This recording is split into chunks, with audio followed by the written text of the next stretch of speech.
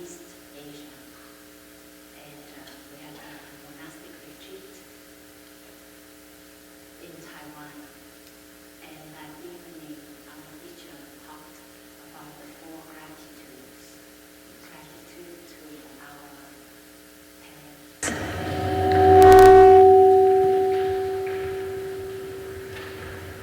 Our parents who have given us this body, this life.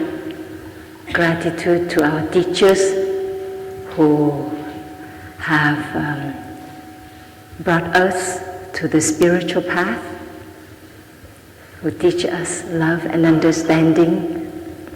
Gratitude to our friends who go through with us the difficult times, the joyful times. Gratitude to all living beings, the animals, the plants, the minerals. And our teacher also added 2 more gratitudes.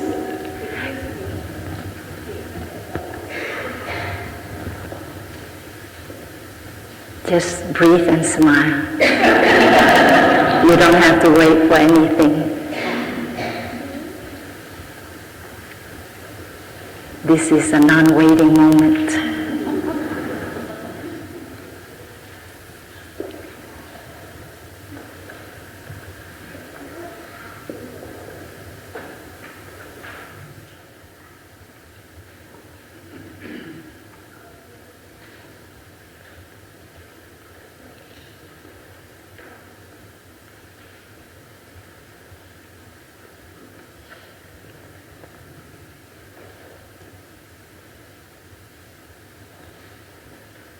Is it okay now? Yeah. So the 4 gratitudes, but our teacher added 2 more. Gratitude to his students.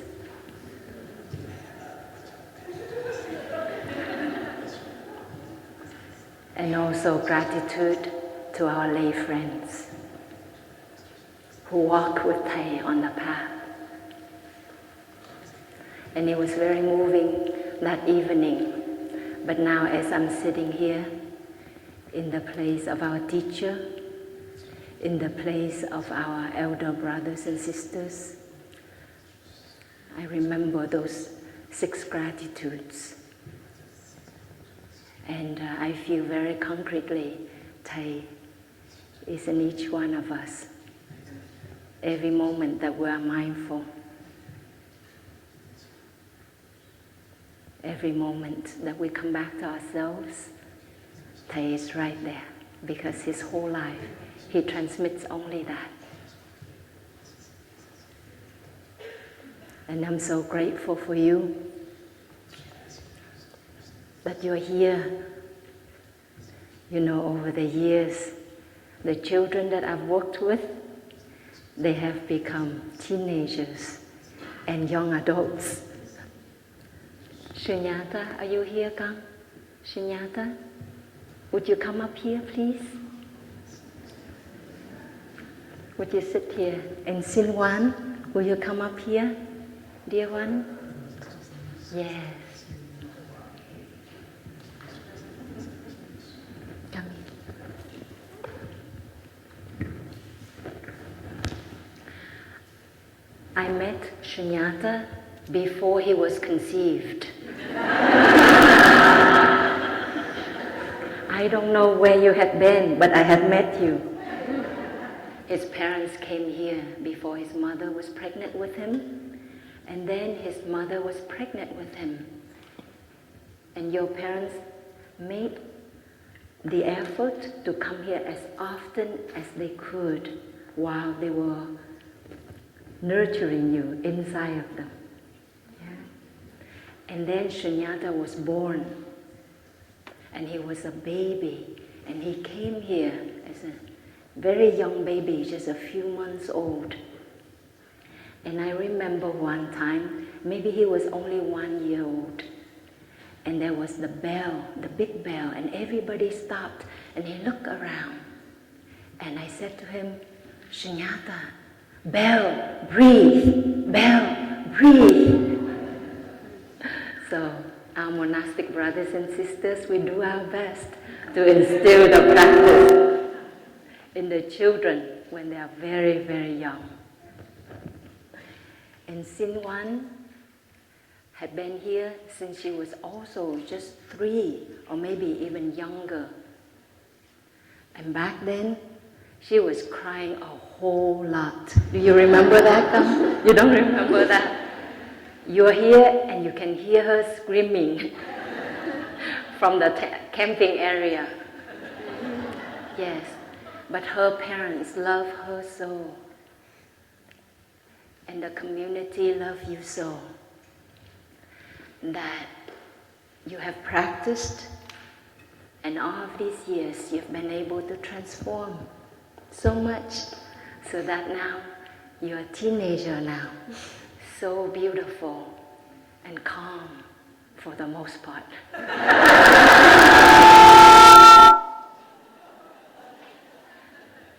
And I have also seen teenagers become young adults, and young adults, now you have grown crow's feet.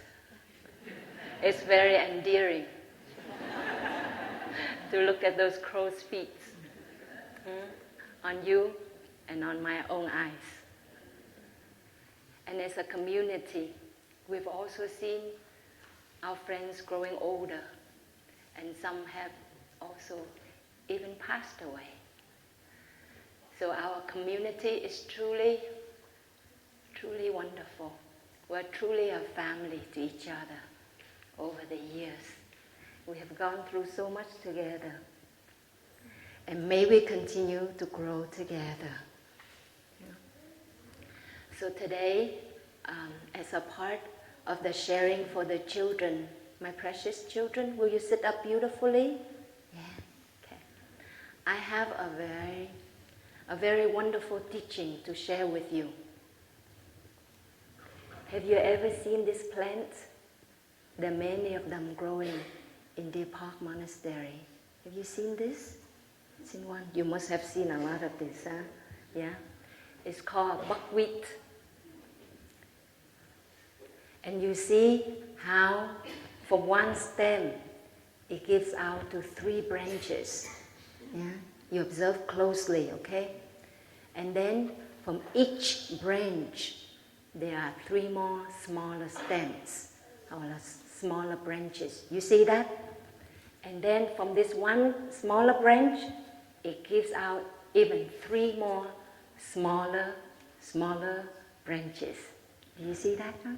Yeah? Here into 3, and then this one into 3, yeah? And then this one into 3, and just like that, 1, 2, 3, 1, 2, 3.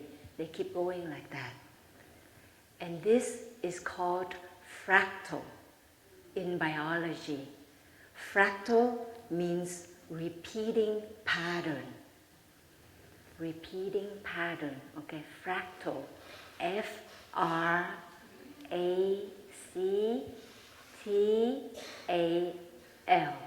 Fractal. Can you say that with me? Fractal. Fractal. Repeating pattern.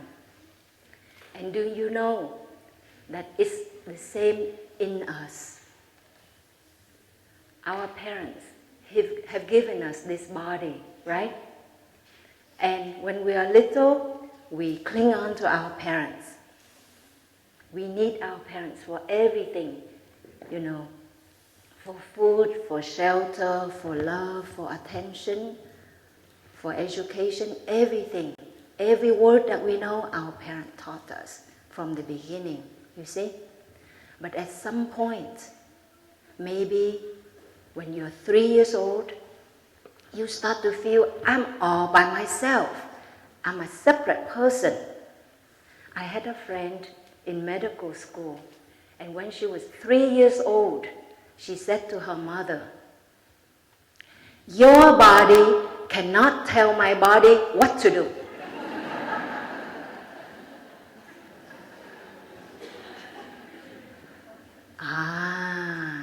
You know, teenagers say that all the time. I don't want anything to do with you. My brother I raised him, I took care of him as a baby.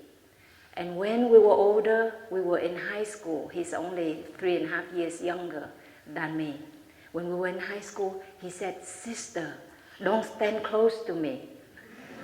Don't hold my hand, because the girls, they will not give me their phone number." Yeah? So when we grow up, we want to just leave our parents and think we are separate from them, entirely different people. But when you look at fractal, a repeating pattern, do you think this one can be separated from this one? Can this one be separated from this one? They are all connected to each other, right? If you pluck this one away, you see, it cannot survive very long when it's disconnected, when it's plucked. In that way, we are always connected to our parents. And everything that we have actually comes from our parents, which come from their parents, which come from their parents, and they are our ancestors. Does it make sense, Ka? Does it make sense? Yes. And so Shunyata told me this morning, every time I meet him, I ask him again, "Do you know what your name means? Have you discovered more of your name?" And this morning he said to me, "Shunyata means everything and nothing." Yeah? So everything that we have in us, in this body and in this mind, have come from our ancestors, biological ancestors and spiritual ancestors, land ancestors, animals ancestors, plant ancestors, mineral ancestors, everything that we have. And nothing that belongs uniquely to us. And this teaching is very, very deep. The other day, an elder sister told me, I hadn't seen her for many years, and she said to me, "My young sister, your eyes are still so sad. I know you practice quite well, but your eyes are still looking so sad. Do you think my eyes look sad?" Sometimes.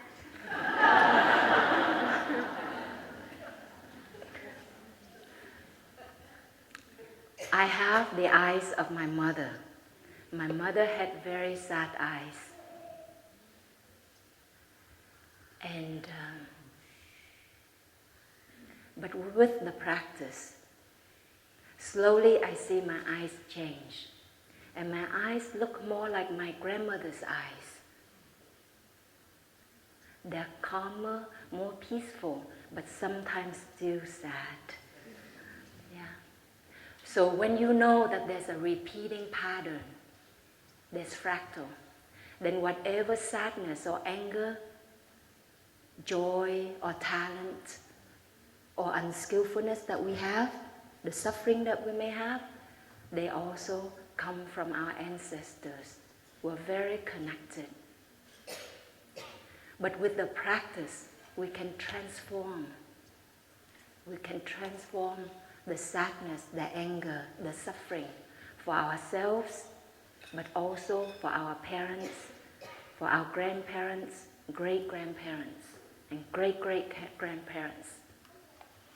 So with everything that you learn from here, for mindful breathing, for mindful walking, you learn to be aware.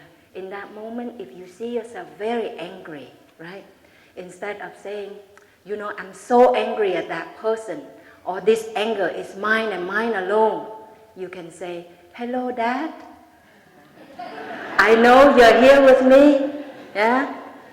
Or when you're very anxious and reckless, you can say, "Hello, Mom. I know you're here, and I am holding you with my stable posture, with my smile, And I come back to my in-breath and out-breath to hold your restlessness, your anger, your sadness. You see, all you need to do is to recognize that energy, that particular energy comes from your mom or your dad or your grandmother or grandfather, and you just say hello to them. And you just simply smile and breathe and relax your body, and your mind calms down. And that energy will subside.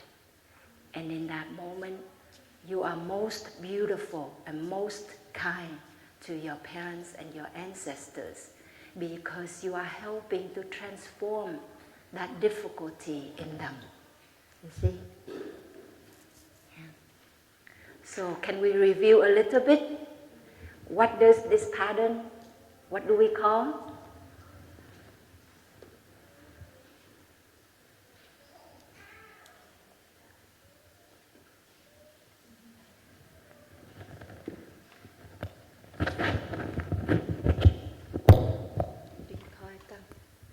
What do you call this when it repeats like that?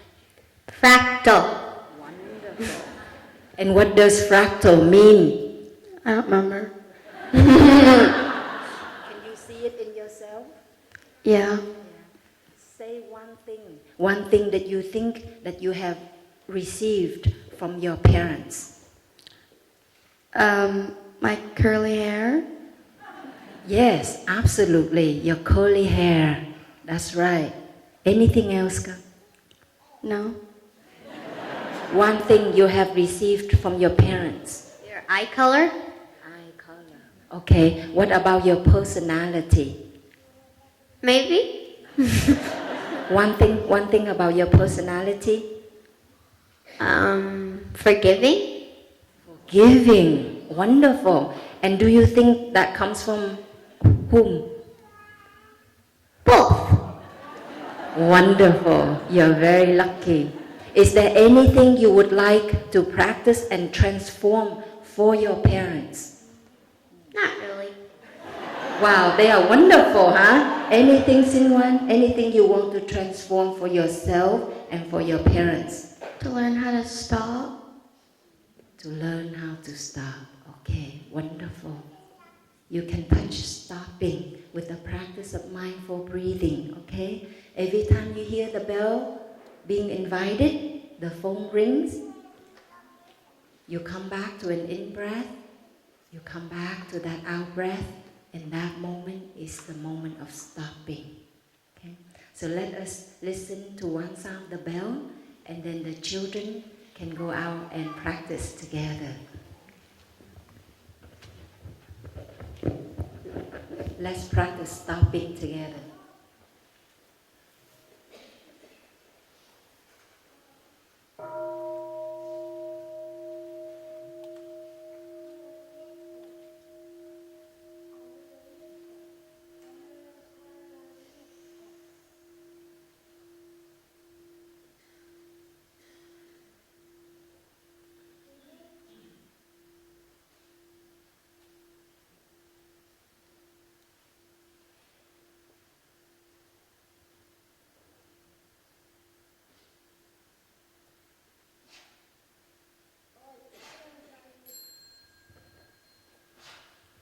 Thank you, my dear children. Now you can stand up together, and then we bow to the community, then you can walk outside. Okay? Thank you.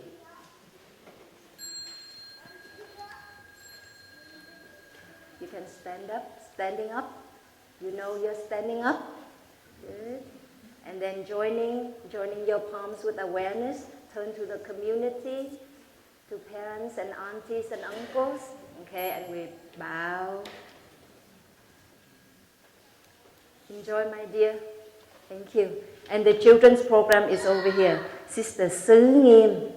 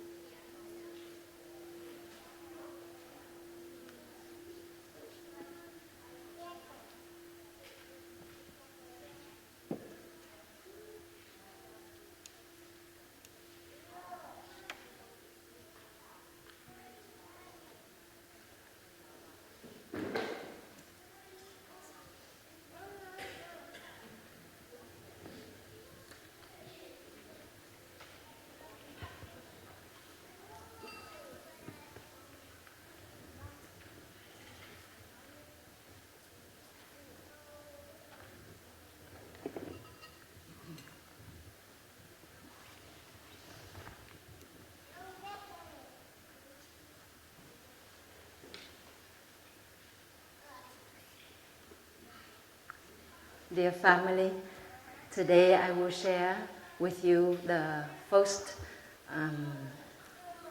it's the first Dharma talk on the topic of breathe. It will be okay. And we have agreed to share during this retreat. We will talk about the 16 exercises of mindful breathing and the 14 verses on meditation.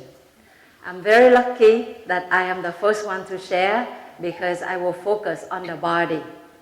And the body is much easier to work with, right, than the feelings, the perceptions, etc.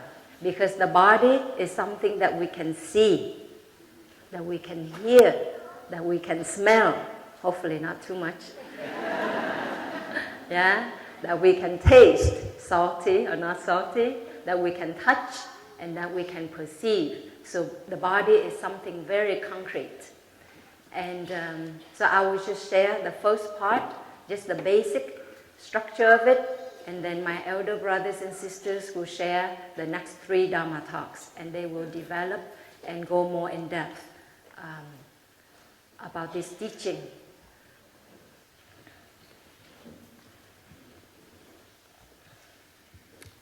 So I'll read to you the 14 verses on meditation.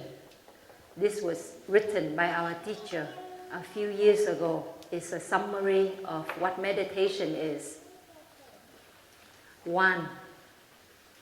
Like the 2 wings of a bird, the practices of stopping and looking deeply rely upon each other and belong together, side by side.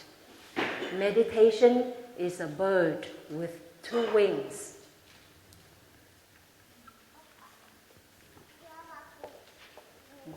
The bird with 2 wings, and 1 wing is stopping.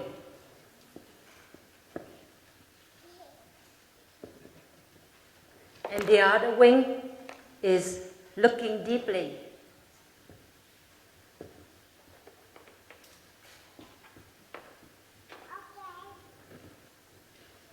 And they rely upon each other.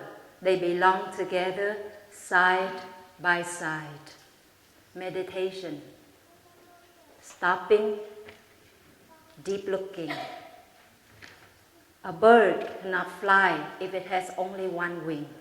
The 2 wings have to work together simultaneously for a bird to fly. So in meditation, we also need to have stopping and deep looking together. And stopping means stopping the mind from running back to the past, getting caught in the past. Stopping the mind from looking at our life in the present moment through the lens of the past. Stopping also means stopping the mind from running towards to the future, getting caught in our anticipation and anxiety and uncertainty or excitement about the future, because the future is not yet here. So in that way, in meditation, we practice stopping so that the mind can be right here in the present moment.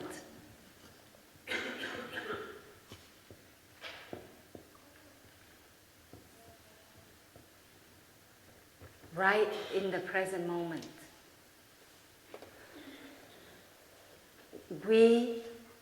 Nowadays, many people write books about meditation, and they talk about mindful meditation. Now let us look at the word mindfulness together and see how is it related to meditation, mindfulness.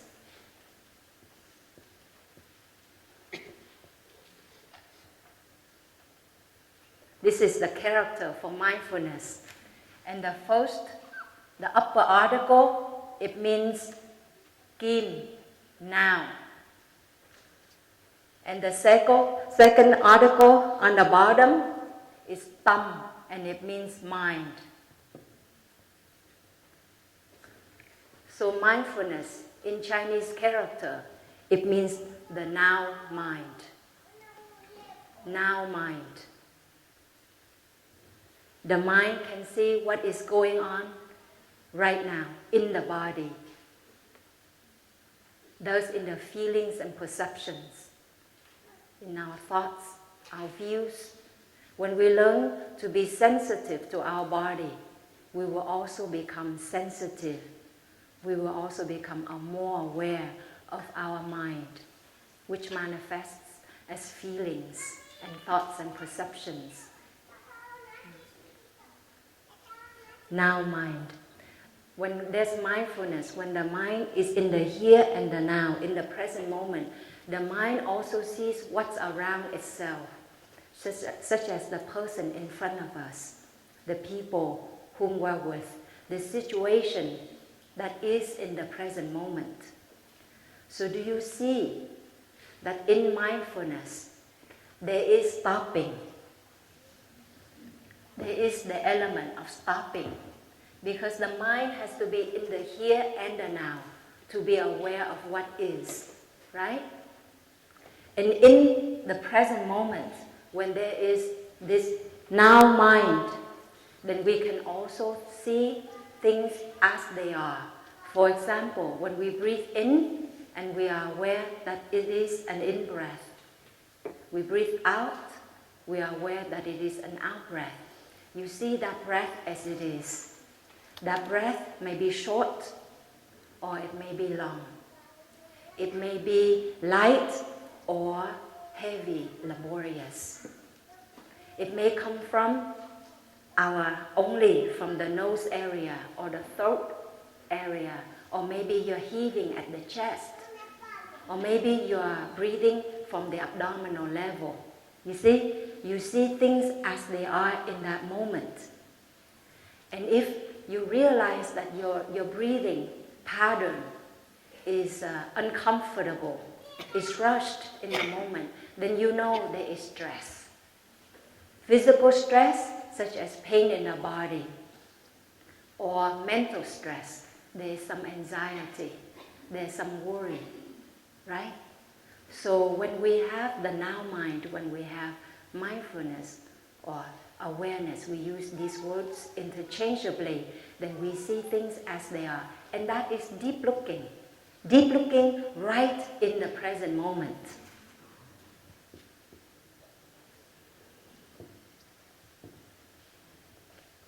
And there's insight into the situation in our body, insight into the situation around us. So mindfulness is indeed meditation. So to say mindful meditation, to me, is redundant. It's repetitive. It's unnecessary. But when we think of meditation, we often stereotype it as something, as one activity, such as sitting. You think of sitting meditation as meditation. You think of sitting for 1 hour, 2 hours, or 8 hours. So many of us think of meditation as something quite luxurious, quite exotic. But if you practice mindfulness, then it becomes a mobile app. Because you can practice mindfulness anytime and anywhere, right? Anytime when you hear the phone rings, what can you do? You know, when I was in school, I'm sure you all remember this. If you walk out on the street and you hear somebody talking to himself or herself, what do you think? That person is crazy, right? Now when you walk on the street, do you see people talking to themselves all the time? Yeah, just because they have these two strings, we call earphones. You think they're talking to somebody else on the other line, right? If you think so, are you sure? If you're sure, check again. It makes me want to tell schizophrenic patients, just wear the earphones. Then you can talk to yourself all the time and nobody think you're crazy. Yes. So we do that. We walk on the street and we just talk to our heart desire. You just talk. And it seems really strange for us monastics because we don't live in that environment. So every time when I see that, I'm in awe. And worse yet, people talk in the toilets nowadays. How many of you have done that? Yes. Imagine you're pouring your heart out to somebody. Talking about the matter of the heart, right? And suddenly you hear the toilet flush. The water gushing. How does that make you feel? Why would you do that to somebody? And why would you let somebody do that to yourself? So really, really have compassion on yourself. It's called a restroom for a good reason. It shouldn't be a stress room, right? So turn off your telephones. Yeah, turn off your iPhones. When you go to the toilet, what we do is that we knock on the door slowly 3 times. We are making a transition from outside to inside. Then we sit down, close the door.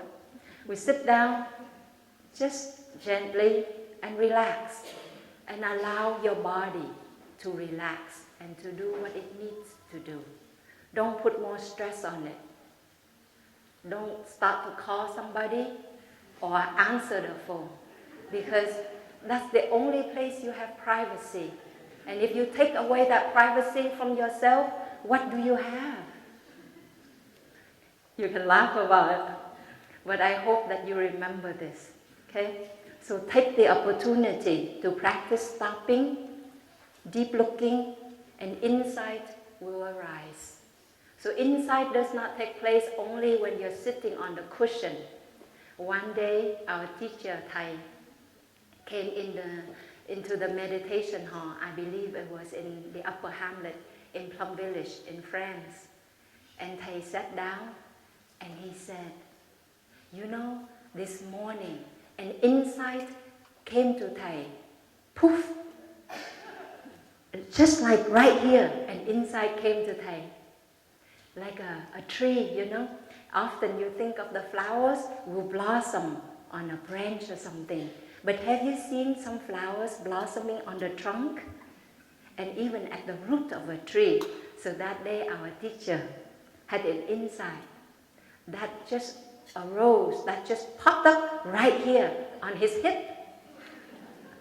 So insight can take place anytime and anywhere, as long as throughout the day we give ourselves a chance to come back to our breath, to come back to our steps, to come back to what is in the body, in the mind, what is around us, in the bodies of others and in the mind of others. Then we can always be there for ourselves and others when we have this now mind. Now let us enjoy one sound of the bell together.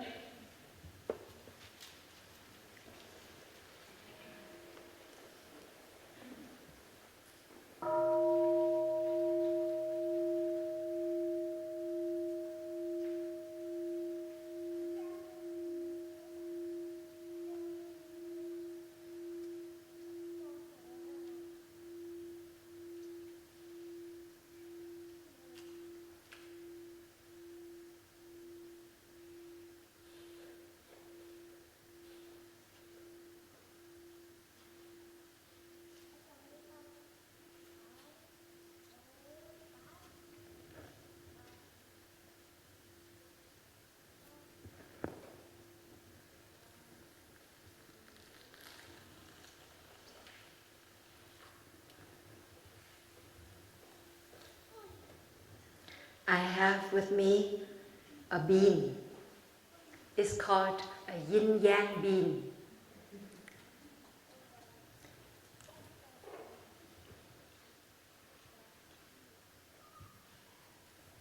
it has this oblong shape, and then there's a division right in the middle, like this. And half of the bean is black. Can you see it? And the other half is white.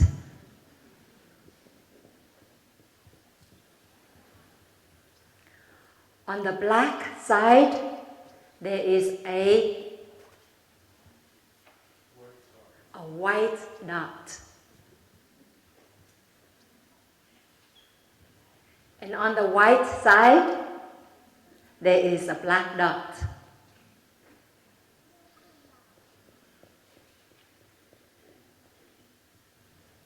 It's called a yin-yang bean. But you can also call it an interbean.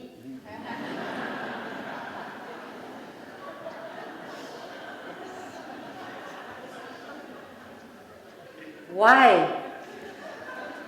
Because in the black, there is the white.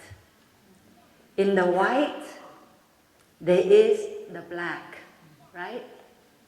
And we learned about fractal with the children.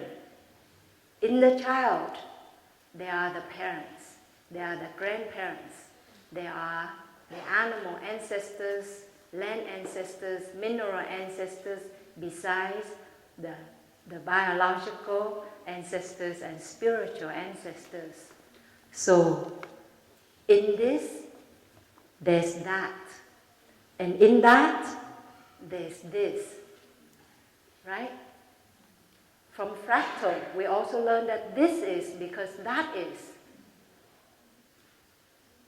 And this is not because that is not. So that's a very deep insight the Buddha taught, and it's called interbeing.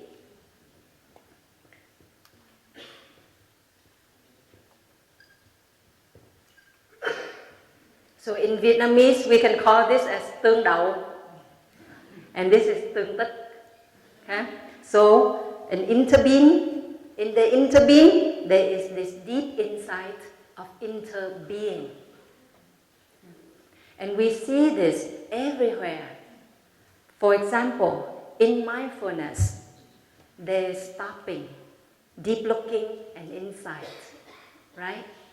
In stopping, there is deep looking, there is insight. In deep looking, there is stopping, there is insight. They are all in each other. So they rely on each other, they are side by side, but they are in each other also, and they are each other as well. So now I go back to the first few verses on meditation. Like the two wings of a bird, the practices of stopping and looking deeply rely upon each other and belong together side by side. That's the first verse. The second verse, the practice of samatha is to stop. Samatha is to stop, so that I may recognize and touch, nourish and heal, settle down and concentrate. The practice of samatha is to stop. There's the fourth verse. The third verse will talk about vipassana, which is to look deeply. But the fourth verse, I jump ahead a little bit, says, my breathing and my steps enable me to generate the energy of mindfulness so that I can be aware of and touch the wonders of life within and around me, my breathing and my steps. So we talk about the first 4 exercises of the 16 exercises of full awareness.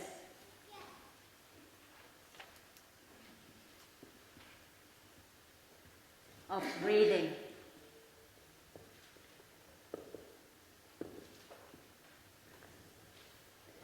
These 14 verses on meditation, our teacher summarized the teaching of the Buddha about meditation, whereas this discourse was taught by the Buddha many times in the long discourses, middle length discourses, and short discourses taught by the Buddha, and called the Discourse on Four Awareness of Breathing, or known as Anapanasati Sutra or Discourse.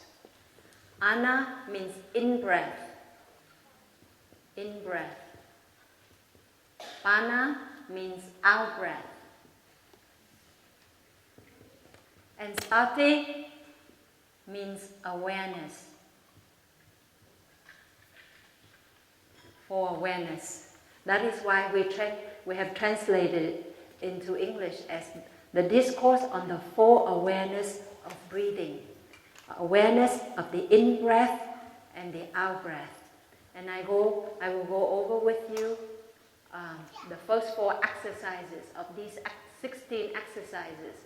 Okay? The first 4 will take care of the body. Okay? The body. And first of all is the breath.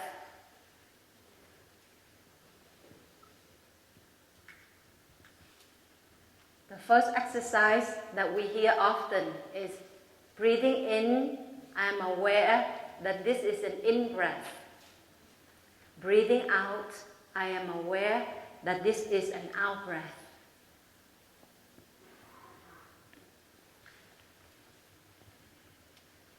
It takes no science to realize this, right?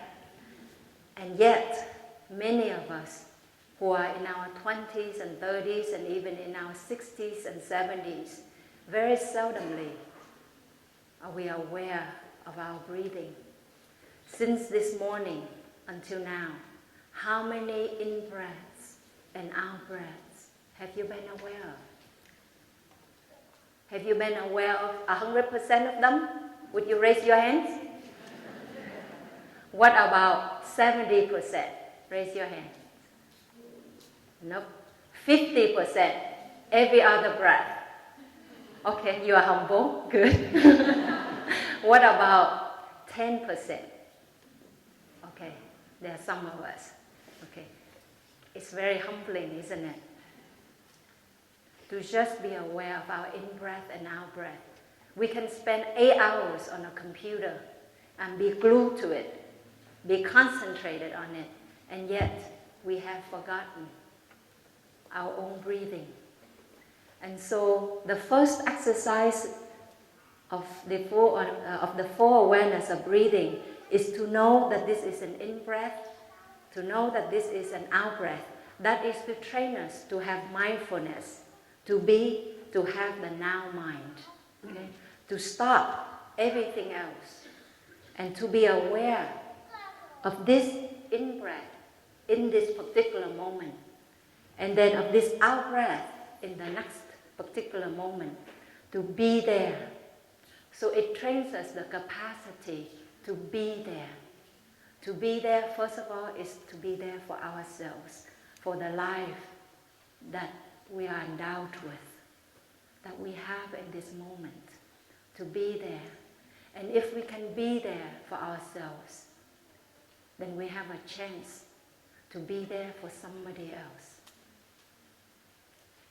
You see, our teacher has taught about mindfulness of breathing for the last 40 years, 50 years, 60 years of his career as a monk.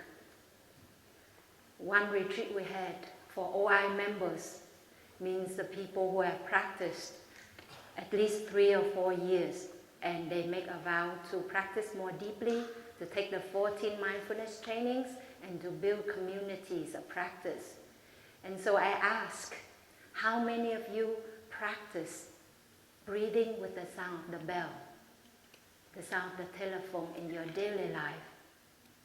And you know, only about 3 of them practice. We think the practice is so simple. We think that what we're doing is so important. So we will not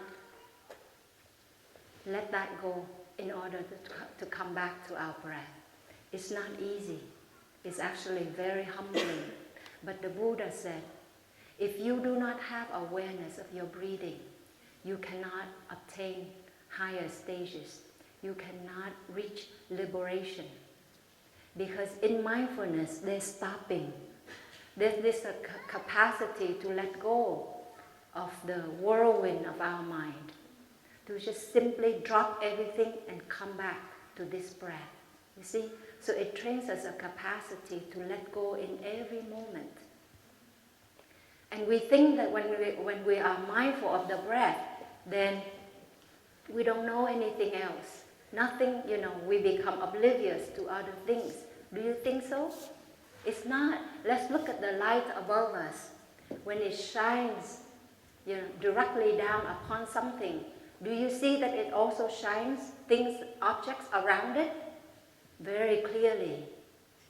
It's the same thing when you have the light of mindfulness, when your mind is present in your breath, in your body, you are actually very aware of what's going on.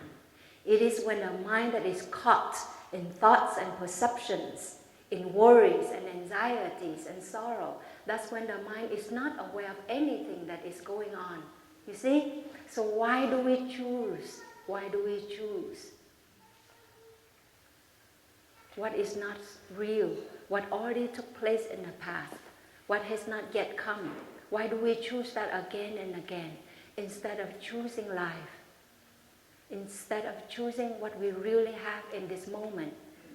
So the practice of being aware of our in-breath and out-breath is simple, but it is a constant training for us throughout the day. In the monastery, when brothers and sisters wake up, the first thing we train ourselves is to come back to our breathing.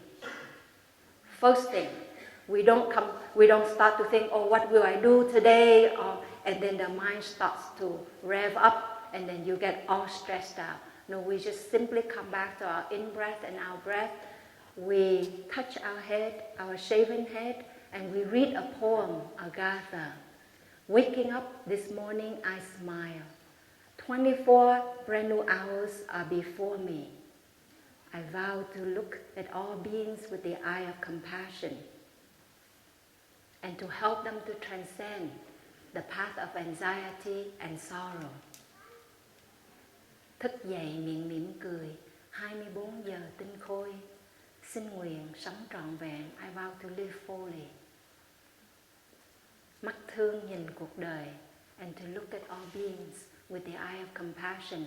And the first being that we need to look with compassion is actually ourselves. Yeah? Come back to our in-breath and out-breath. Throughout the day, as you're waiting for a coffee machine, as you're waiting in the line, you're waiting for a phone call, practice non-waiting. Just simply come back to the in-breath and the out-breath. Learn to be there, train ourselves to be there. And the second exercise is to follow the in-breath and the out-breath all the way through. Let us try with one sound of the bell and see how many in-breath. Just simply count in-breath as one, out-breath as another. In-breath, out-breath. Okay? Count to see how many breaths can you actually stay before the mind takes off or there's a feeling or a perception arises. Okay?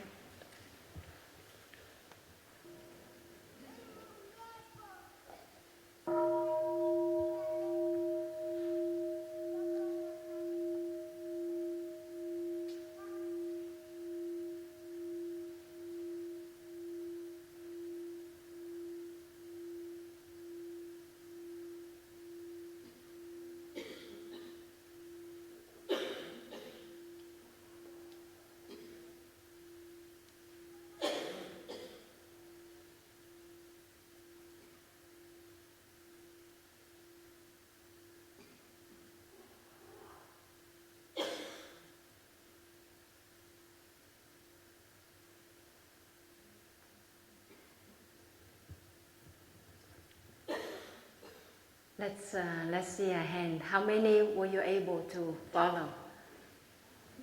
4. Okay, in general 4. 6. 5. Okay. 4, 5, or 6. Isn't that humbling? 2. Yes. A thought arises immediately, right? That is for us to see the nature of our mind, how it jumps so quickly. And in our daily life, if we are not skillful, if we're not careful, then we inevitably water the seed of restlessness, of anxiety, of worry in ourselves. So to be able to come back to the breath and to follow the in-breath all the way through, from the beginning to the end. Then you see a pause, you smile, relax your body, relax your mind in that pause. And then the out-breath begins, you follow that all the way through, from the beginning to the end. And then there's a pause, you smile and relax. You just practice like that. And if a thought arises, a feeling arises, just simply smile to it and breathe right through it. Just breathe right through it. Come back. If it takes off, just say, come back, come back, come back. Bring your mind back to that breath. You see, this is to train us power of staying. We call staying power, a capacity to stay there for what is. Or we can call it also concentration. The first exercise is to train our mindfulness. And the second exercise is to train our concentration. If you see, this is a bead of mindfulness. One moment, you're aware of the in-breath. Another, sometime 5 minutes later or half a day later, you may be aware of the out-breath. If we are lucky. Yes? But slowly, we use the sound of the telephone, we use the red light, the green light, we use the sound of the siren, we use the sound of the children's laughter, their cries. We can be very, very creative, innovative, intelligent. Then you come back. You train yourself. You see? And you string them together.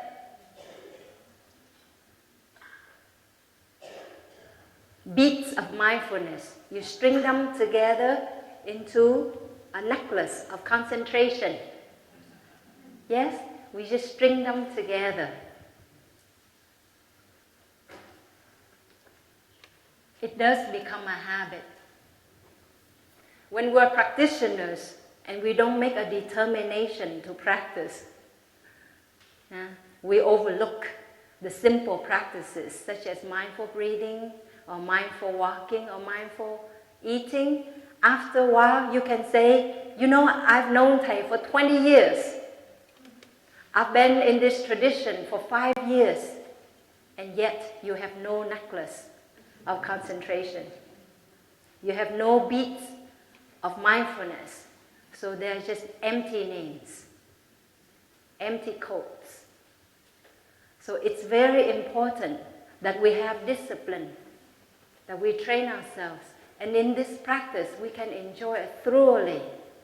Have you enjoyed some of your in-breaths and your out-breaths while you're here? Do you see how calming and soothing it can be? It doesn't cause suffering, does it? No. So why is it that we avoid? It's not that we don't want to practice. It's because our mind of restlessness, of wandering, the monkey mind, is so strong, that's all. And so all we need to say is, come back, help me to be here. Please help me to be here. So this necklace of concentration will adorn us with insight. You see? And so, true to the spirit of interbeing, in mindfulness, there is concentration. In that very moment when you are aware of something, very focused, you are. That's concentration. But we just need to string them together more. We can be mindful a little longer. Instead of just one breath, then 2 breaths. Instead of 2 breaths, then 5 breaths. And slowly, from 1% of the time, we can go up to 10%, 50%, 70, 80% of the time we are aware of our breathing and we are aware of our life. We can recognize the wonders of life, just like in the first 2 verses of meditation that we talked about. Okay? So this is to train mindfulness, and this is to train concentration, the second exercise. Let us enjoy one sound of the bell.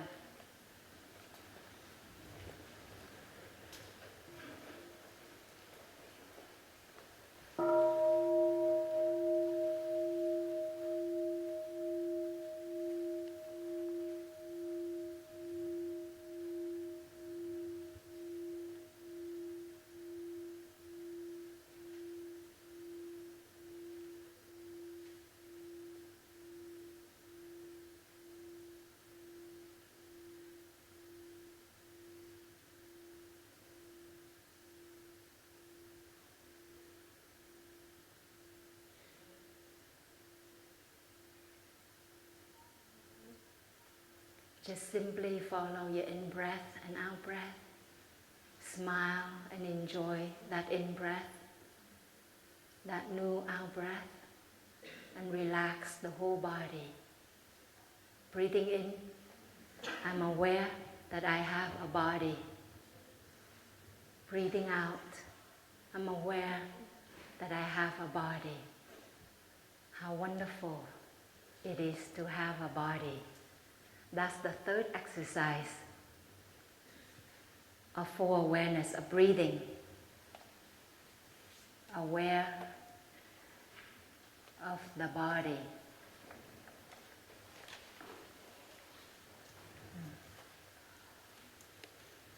I have a body. Most of us actually throughout the day, we forget that we have a body. We use this body continuously all of our lives, but very, very seldom that we are aware of this body and appreciate it for what it is in this very moment. So this statement, breathing in, I'm aware that I have a body. Breathing out, I'm grateful to this body. I smile to this body. My dear body, I know you're there, and I'm so happy. This is a very, very deep practice. The first 4 exercises are about the body. Okay? The breath is a part of the body, and then we work with the rest of the body.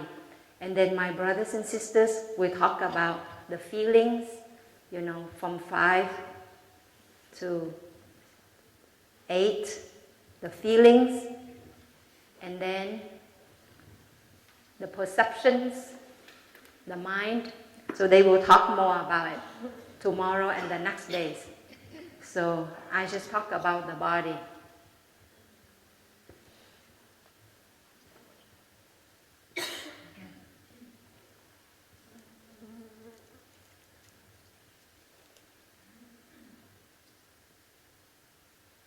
Let us come back and just scan through our body.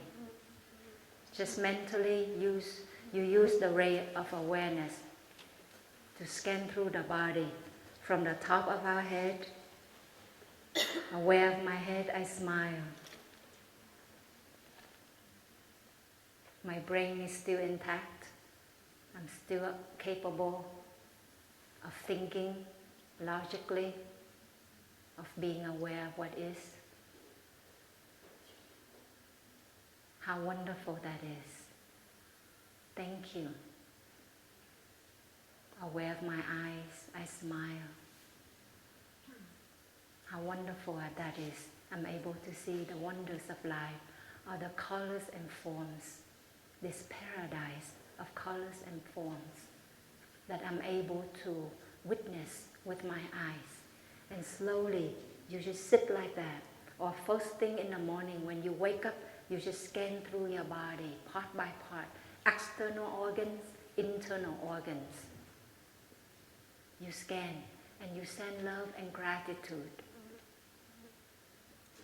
And there will be times when you realize there's pain in the body, there's discomfort in the body.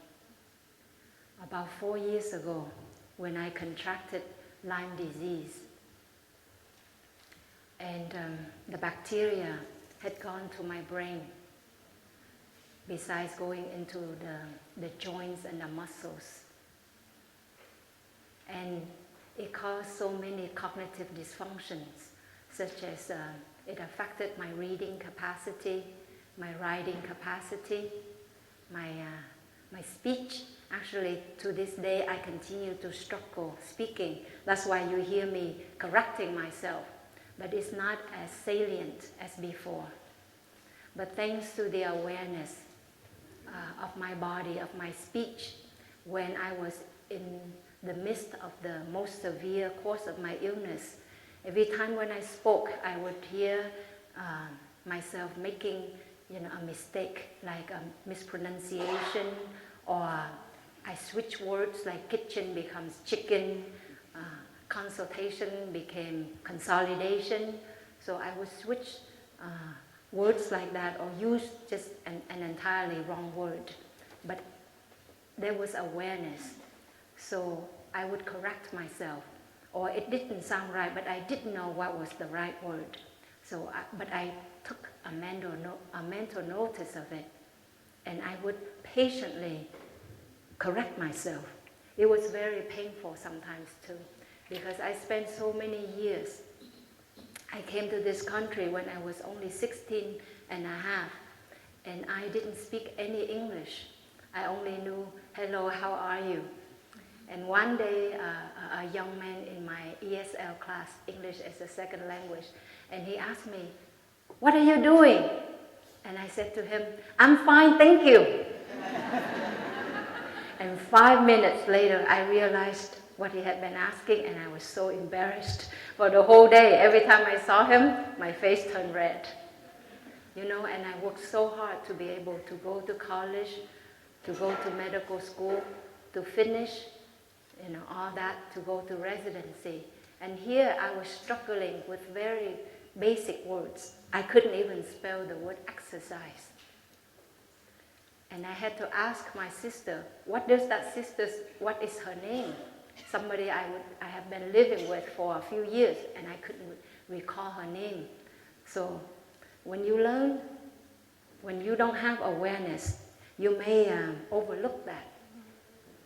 And so it becomes a new neural pathway.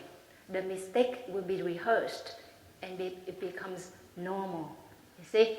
And before your loved ones, your co-workers recognize there's a change in you, in your speech, in your personality, in your mental capacity, it may be a little bit too late. But when we practice daily awareness of the in-breath, of the out-breath, of the step of the left foot, and another step made by the right foot, you learn to be aware of other functions of your body, and you learn to correct yourself. And that was how I was able to help my body to heal. So I still can struggle to do that, but it's much less of a problem. And I know many people who have Lyme disease, they have not been able to make that kind of progress. So it's a great blessing to be a practitioner. And also, when I was taking the antibiotics, and afterwards, sometimes when I slept in the night, I would wake up suddenly because of a pang of pain. The pain that had not been there in the daytime, somewhere in the upper quadrant, right upper quadrant, the area of the liver, another joint, small joint or big joint. And I learned one thing, is that the illness, the seed of the illness, is already there in our body. if only we are aware of it and take care of it promptly, then we can help relieve it or improve it. But if we are not aware, we are so distracted by entertainment, by ambition and plans, those things go unnoticed until when they become obvious to you, they've been there for a long time. You see, just like when an MRI, can detect a tumor, it has to be greater than 2 millimeters. But it had been there as one single cell mutation. You see, it had been there maybe for 1 year, 5 years, 10 years. So the ray of awareness, of mindfulness, helps us to see what is going on in our body and our mind sooner, much sooner, and it helps us to take care of ourselves effectively so that we don't always have to go back to the past. When we practice mindfulness or meditation, it is not always to go back and catch on with the past. But if your mind dwells in the present moment, you will see that in the present moment, there is the past. In the present moment, there is the future. And if you take care of this present moment, you are taking care of the past. You are taking care of the future. And it's most effective because you have the most control right here and right now. You see? Let us enjoy one sound of the bell together.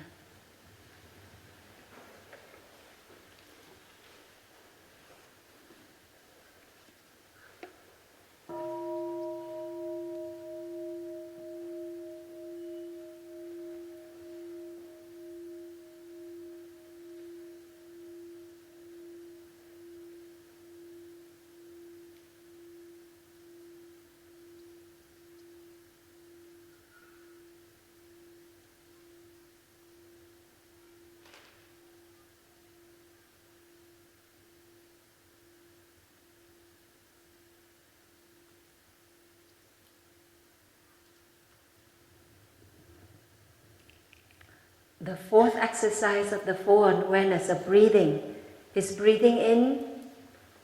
I relax and release the tension from my body. Breathing out, I relax and release the tension from my body.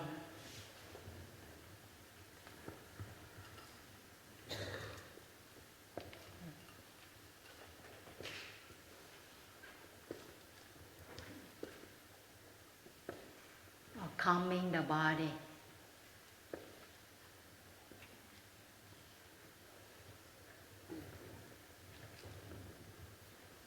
When we want to heal, we have to have relaxation in the body and in the mind for healing to be possible. If we always tense up, healing cannot take place. Wounded animals, they know to let go of everything. They don't seek food, they don't chase after a mate. They just go to a safe corner, chew some herbs and just rest and sleep.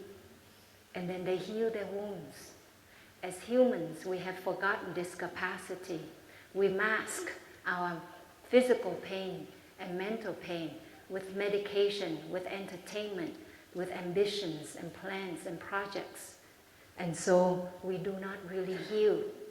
Recently, a few days ago, there was a runaway truck in our monastery. The driver had delivered 2 big trailers that you see, so the truck was gigantic. And somehow the truck started to run all by itself from the parking lot across the road near the sisters' hamlet.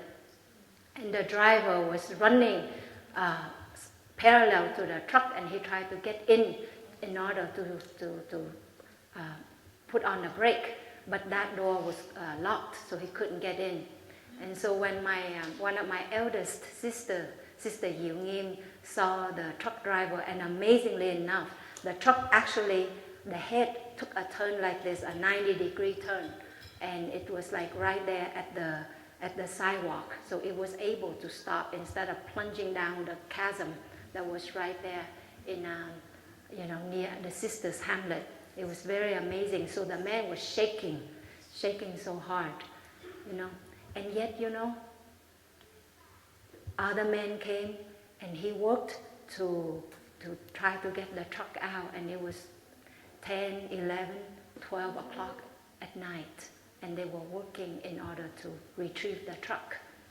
And so that man, as I was closing my eyes and going to sleep, I felt such deep compassion for this man, because his body and his mind had gone through serious trauma, seeing this truck, seeing his whole life passing, his whole job gone.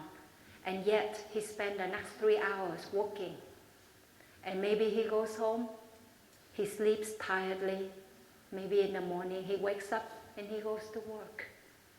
And now this tremor of the body, of the mind, never gets a chance to be released. And so it will bring about physical illness and mental illness with time. In our daily life, we also do this to ourselves. So to be aware when the body tenses up and to relax it, to know what it feels like to have a relaxed body, relaxed shoulders, relaxed hands, relaxed feet, to know what it is and to cultivate it throughout the day. That's a very deep love. In Vietnamese, we have a word for soulmate. When you think of a soulmate, what do you think of? What do you think of, my dear? A soulmate. Love for whom? A very good friend. Exactly.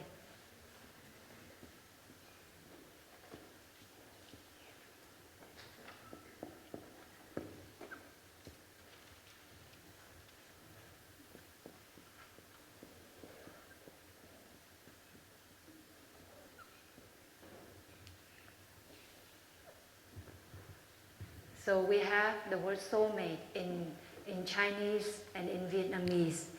It means, we say tri kỷ, or this one is tri âm. Tri means to know, to remember, to master. Kỷ means oneself. A soulmate is one who remembers, who knows, who masters herself, himself.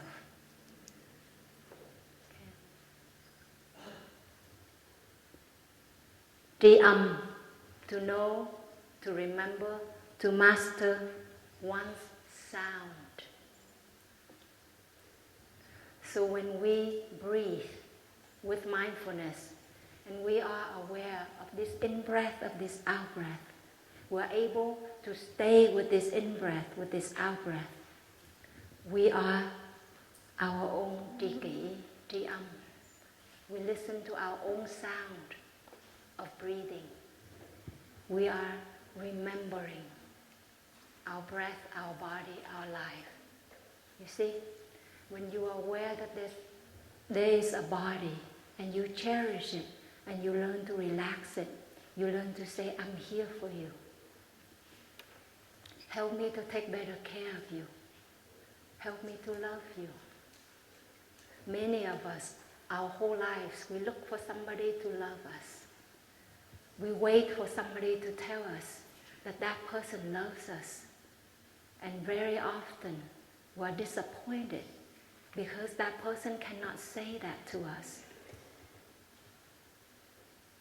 Or if that person is able to say it to us, but it's just never enough. You see? So you're restless. Have you ever watched an oyster catcher on the seashore? It runs away, then towards. Away, then towards. Away, then towards. That's the eternal restlessness in us. And we can only help take care of it by learning to be aware of our own breath and our own body. Learn to be there for ourselves so that we can be truly a soulmate to ourselves and to each other, so that we can really listen to ourselves and to each other. You see? And so when I look at this title, breathe, it'll be okay. Really, the practice has helped me to transform so much of my suffering, so many of my difficulties. But our teacher has reminded us again and again, don't just practice to relieve some small suffering. Practice to bring yourself true love and true freedom. You know, in us, there's the brain of the reptiles, the reptilian brain. In us, there's the brain of the mammals, the mammalian brain, or the limbic brain. But in us, there's also the cortical brain, the highly developed Homo sapiens. These three brains are in us. And so if we use mindfulness, awareness that is there in our frontal cortex, that is truly there in every cell of our body, then we do not just survive. We don't just simply make it, you see? But we can actually transform and heal. We can actually become not just Homo sapiens, but we can become Homo conscious. Yeah? The humans that are mindful, that are aware. And so breathe, it'll be okay. Can touch deeper and deeper levels with our daily practice and with the community that supports us day after day and year after year.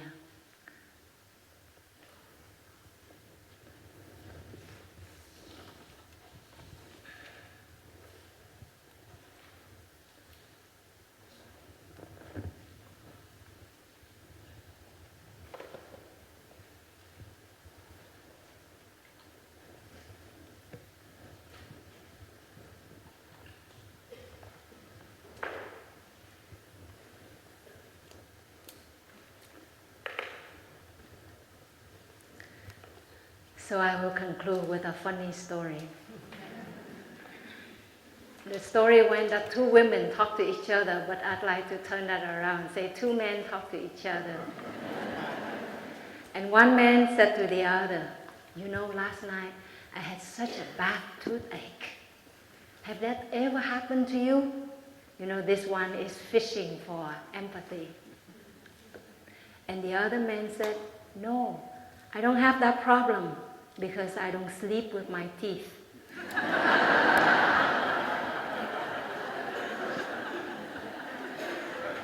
What great happiness it is to be able to sleep with your teeth, right? Oh, such a simple happiness. And the other day, when I went to the dentist, and you know, she was so kind. She replaced the filling that had been done like 30 years ago, 20 years ago. And I always ask for a mirror so that I can look at my teeth. And the one time I didn't, a big mistake took place. So I looked at it and I saw this hole in my tooth. And it was, you know, it was a great practice of disillusionment. I'm like, oh my gosh, there's this gigantic hole in my tooth, you know. And you think about it. The tooth is this tiny, but it's been there for us for so many years. And then it has a cavity, you fill it up. And when it's so bad, they file it down and make it into a crown. And then when it's really, really bad, they do a root canal. They kill all the nerves. They file it down, they put on a crown.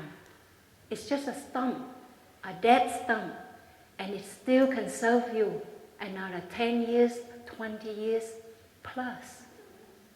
One tooth can do that, and we have 32 to 30 to 28 teeth in our mouth.